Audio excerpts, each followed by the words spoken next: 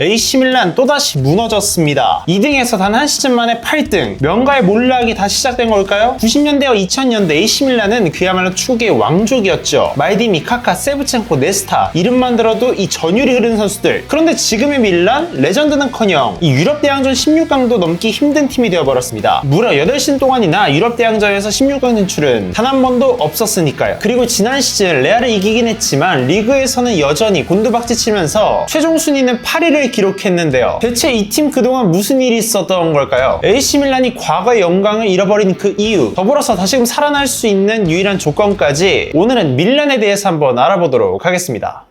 여러분, 밀란 제너레이션 아시나요? 옛날 축구를 좀 봤던, 특히나 그 낭만의 축구를 사랑했던 분들이라면 절대 모를 수 없는 단어일 것 같아요. 밀란 제너레이션은 88년부터 96년까지 AC 밀란이 유럽뿐만 아니라 세계 축구계를 지배했던 그 황금기 시절을 의미하는데요. 대체 그 긴 시간 동안 밀란이 과연 어땠길래 이 제너레이션이라는 말까지 나왔던 걸까요? AC 밀란은 축구 전술사에서 절대 빼놓을 수 없는 명장 아리고 사키와 팀의 전성기를 이끌었던 감독 카페로를 비롯해 아직도 역대 최고 수비수로 거론되는 말디니와 바레시, 오렌지 삼총사라 불리는 굴리트, 레이카르트, 반바스텐과 같은 세계 최고의 수준의 선수들이 모여있던 팀이었습니다. 때문에 그 8년 동안 밀란 제너레이션이 만들어내던 성과는 유러피언컵 2연패와 챔스 1회 우승, 준우승 2회, 세리아 5회 우승까지. 참고로 이때 리그에서 4위 밑으로 절대 내려간 적이 없었다고 해요. 이게 또 전 세계에서 세리아가 가장 잘 나갔던 시기니까 그 잘 나갔던 세리아 중에서도 밀란이 최고였다는 거죠. 91-92 시즌에는 리그 무패 우승을 기록했고 이 시기에는 무려 58경기에서 무패를 달성했을 만큼 AC 밀란은 한 시대를 풍미했던 팀들 중 하나였습니다. 당시 이탈리아 하면 수비 숫자를 많이 만들면서 안정감을 기하는 이 전술이 많았었는데 밀란이 이끌던 아리고 사키는 생각이 조금 달랐습니다. 카테나초 전술화에서 1대2 대인 수비를 기반으로 철저히 수비적으로 경기를 운영했던 것과는 달리 아리고 사키의 축구는 4-4의 포메이션을 활용해서 적극적인 압박과 지역 수비,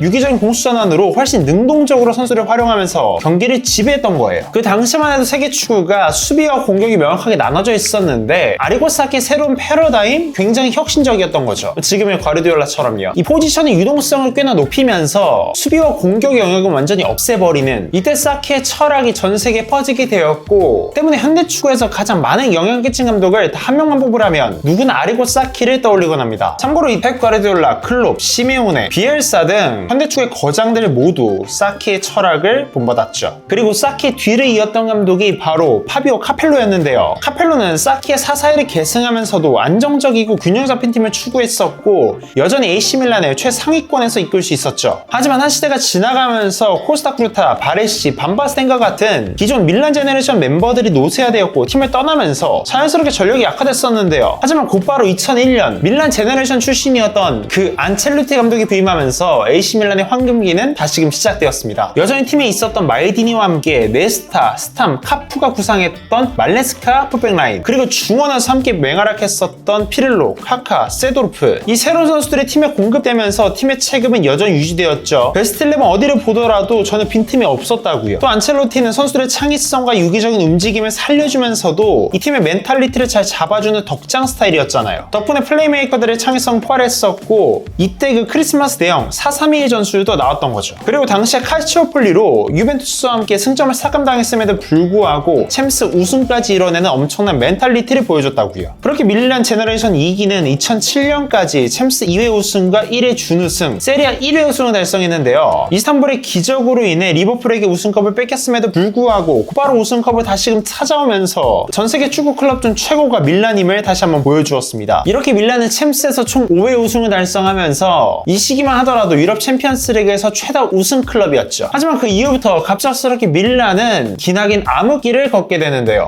자, 이제 팀 내부로 좀 와볼게요. AC 밀란에서 절대 빼놓을 수 없는 인물이 누군가요? 바로 베를루스코니겠죠. 베를루스코니는 이탈리아의 총리도 역임했지만 무엇보다 거물급 정치인이었잖아요. 하지만 중요한 건 여전히 이탈리아에서 베를루스코니는 최악의 정치인 중 한 명이라고 평가받는다는 거예요. 뇌물, 탈세, 성추문과 같이 부패한 정치인들이 보이는 문제들은 기본이었고 이 마피아들과도 연루되면서 수많은 법적 문제, 스캔들에 휘말렸던 최악의 정치인이 바로 베를루스코니였죠. 영국 유력지 더 이코노미스는 베를루스코니에 대해서 이탈리아를 말아먹은 정치인이라고 강하게 표현하기도 했으니까요. 그런데 정말 아이러니한 건 이탈리아, AC 밀란의 이 전성기 그리고 암흑기가 모두 이 한 사람으로부터 시작되었다는 건데요. 사실 밀란 제너레이션 자체가 베를루스코니가 아니었으면 절대 불가능했을 기억하셨을 거예요. 80년대 AC 밀란이 원래는 재정난에 빠져서 빚에 허덕이고 있을 때 베를루스코니가 혜성같이 나타나서 팀을 인수했거든요. 이때 선수단의 양과 질을 모두 끌어올렸었는데요. 앞서 이비마르도로 칭찬했던 이 아리고사키도 베를루스코니가 데려왔었고, 오렌지 삼총사 역시 그가 직접 영입했던 거죠. 이 정도면 사실상 밀란의 황금기를 연 주인공이라고 해도 절대 과언이 아니었겠죠. 90년대 후반 밀란의 전성기를 이끌었던 핵심들이 팀 하나둘씩 떠났을 때도 곧바로 가투소, 세브첸코, 피를로 등 새롭게 팀을 이끌 선수들이 데려왔었는데 그 안목이 정말 훌륭했거든요. 다 터졌던 거예요. 그러니까 베를루스코니는 단순한 이 투자자를 넘어서 선수의 영입과 감독 선임, 더 나아가서는 전술적 방향성까지 직접 관여했으니까 축구 자체에 있어서 엄청난 애정이 있었던 인물이었던 거예요. 그러니까 정치인으로선 최악이었지만 우리 팀 구단주면 좋은데? 큰 리더십으로 팀을 휘어잡고 돈도 잘 쓰니까 팬들 입장에서는 땡큐였던 거죠. 그런데 문제는 현대축구에 들어서면서 그의 단점들이 점점 드러나기 시작했다는 겁니다. 2009년에는 안첼로티 전술이 마음에 들지 않았는지 우리 팀에는 드리블이 뛰어난 선수가 많고 이 선수를 활용해서 전술 세워야 되는데 감독이 맨날 반대로 한다면서 공개적으로 감독을 비난했거든요. 그런데 더 큰 문제는 팀 내부가 아니라 외부였습니다. 그의 발목을 잡은 건 다름 아닌 사생활이었는데요. 물란한 사생활을 즐겼던 베를루스코니는 2008년 세 번째 총리직을 맡던 중 성추문으로 아내와 이혼했었는데 이 미성년자 성매매 사건에 권력 남용과 조세 포탈, 법정 위증교사, 뇌물 공여와 같은 굵직굵직한 사건들이 너무나 많았고 이 스캔들이 휘말렸다고요. 2008년에 세계 금융 위기가 오면서 재정 감축안을 통과시켰지만 주요 신용평가 회사들이 이탈리아의 국가 신용 등급과 주요 은행들의 신용 등급을 줄줄이 하향 조정시켰고 이 때문에 그의 지지율은 20%로 급락하면서 큰 위기를 맞게 됩니다. 게다가 침묵을 지키던 교황 베네딕토 16세와 조르지오 나폴리타노 대통령 역시 공개적으로 베를루스코니 정부의 도덕성과 무능을 비판하기 시작하면서 베를루스코니에게 있어 가장 중요한 문제는 이제 더 이상 밀란이 아니라 그의 정치 생명이 되었던 거예요. 아니 어떻게든 정계로 좀 돌아가야 뭔가를 할 거니까 그 공놀이? 후순위를 밀릴 수밖에 없었던 거죠. 밀란은 결국 구단주의 문제로 인해서 대규모 투자를 멈추게 되었고 당시 핵심이었던 질라탄과 티아고 실바를 매각하면서 팀의 전력 역시 많이 약화되었습니다. 게다가 과거에는 팀을 인수한 뒤에 트레이닝 센터와 클럽 시설을 현대화시키고 유수한 시스템도 강하면서 최고의 인프라를 건설했지만 팀에 대한 관심이 소홀해지니까 자연스럽게 팀은 과거의 수준에 머물 수밖에 없었고 빠르게 성장하고 투자하는 다른 팀들보다는 도태될 수밖에 없었던 거예요. 심지어 2015년부터 18년 사이에 수익 대비해서 지출이 과도하게 많았었고 이 손익분기점도 미달하면서 재정 건전성은 점점 악화되고 있었거든요. 이 정도면 정말 베를루스코니 때문에 흥하고 망했다고 볼 수도 있겠죠.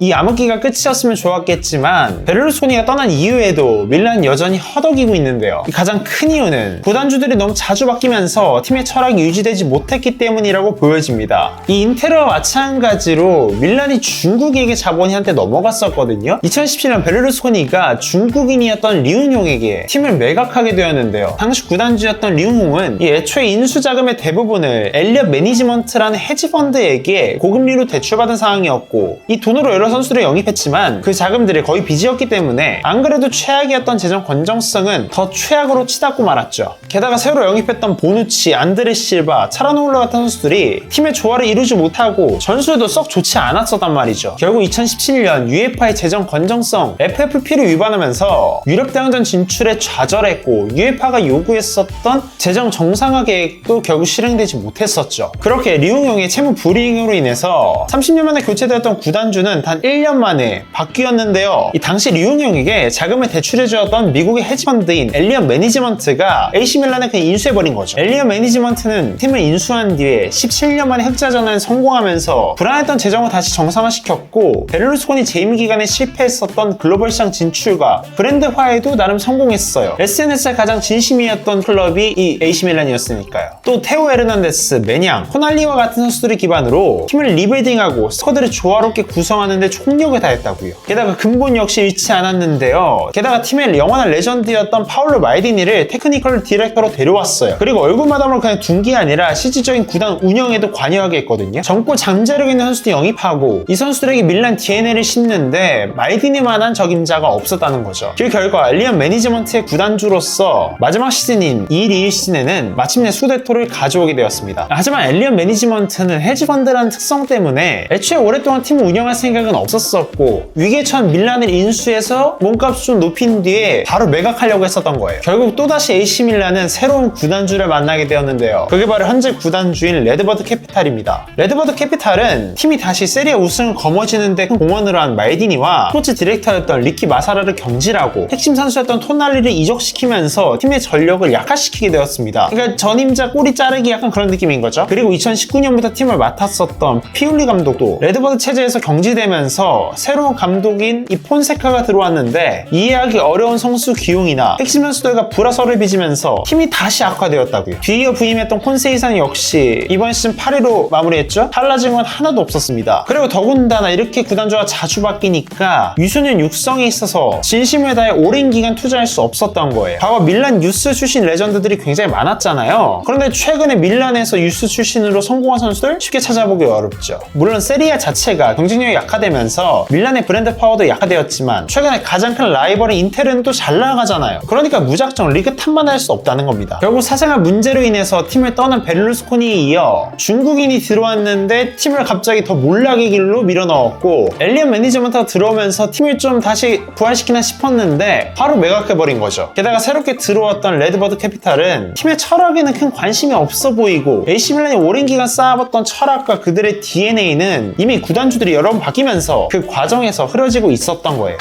현재 밀란은 주앙 펠릭스, 카일 워커, 루카 요비치, 에메르송, 최근에 모드리치까지 오면서 유망한 선수들보다는 다른 클럽에서 이미 실패했거나 나이가 꽉 찬 선수들을 영입하면서 선수단이 채워진 상태입니다. 팬들의 반발 역시 좀 거세죠. 아니 인테르가 챔스 결승 또 갔는데 밀란은 챔스 또 못 나가니까 원래 라이벌이 잘 나가면 더 배 아프잖아요. 과연 AC 밀란은 기나긴 암흑기를 마치고 다시금 명가를 재건할 수 있을까요? 그리고 모드리치가 온 밀란은 과연 다음 시즌 어떻게 탈바꿈될 수 있을까요? 오늘의 주제가 흥미롭다면 구독과 좋아요 부탁드리고요. 저는 다음번에 더 재밌고 유익한 축구 이야기 조금은 다양한 이야기들로 찾아와 보도록 하겠습니다. 그럼 안녕히 계세요.